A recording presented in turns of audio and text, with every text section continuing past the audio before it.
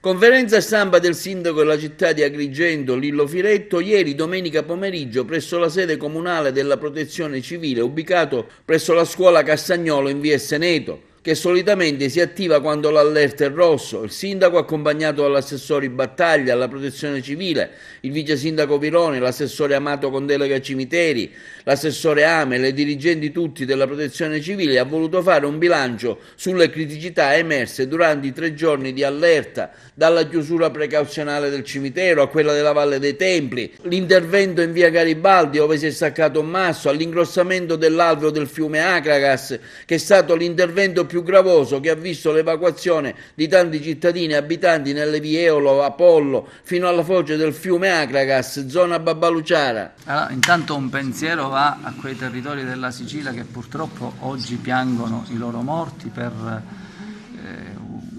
una condizione meteorologica che probabilmente non ha precedenti recenti, quantomeno in Sicilia.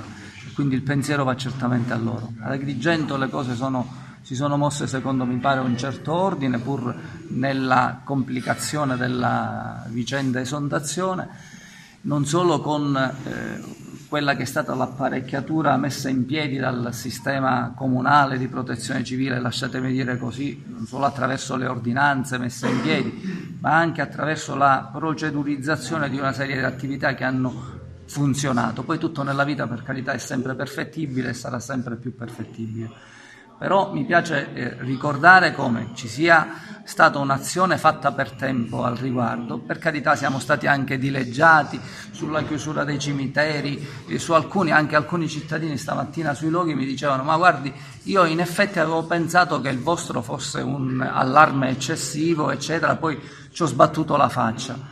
Purtroppo le criticità meteorologiche sono imprevedibili. La sera in cui abbiamo attivato il COC, qui avevamo le battute perché il cielo era stellato, era tutto tranquillo e non lasciava presagire a ciò che sarebbe poi accaduto, nonostante un allerta rosso.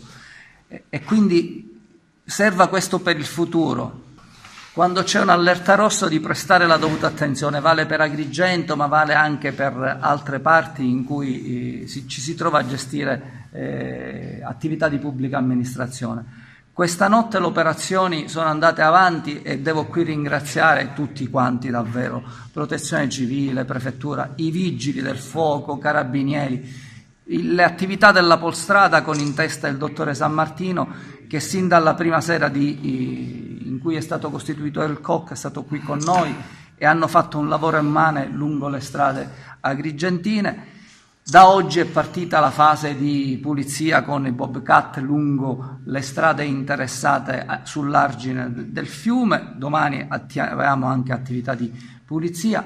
Ci sono molte criticità in alcune abitazioni, in particolare un paio che si trovano proprio sulla foce del fiume. Qui nasce il tema sul quale ci si interroga da sempre sul consumo di suolo, però mi permetto di dire oggi che questo non è il tempo di inoltrarsi in questo tipo di riflessione, ci sarà tempo per farlo.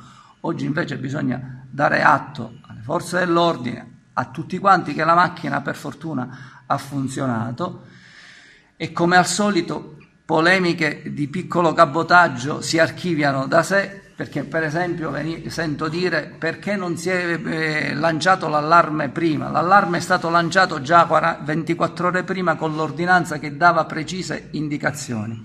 Dopodiché, nel momento in cui l'asta del fiume l'abbiamo visto sollevare il livello dell'acqua, siamo intervenuti immediatamente con l'attività di protezione civile proprio sui luoghi, chiedendo ai cittadini di uscire dalle case.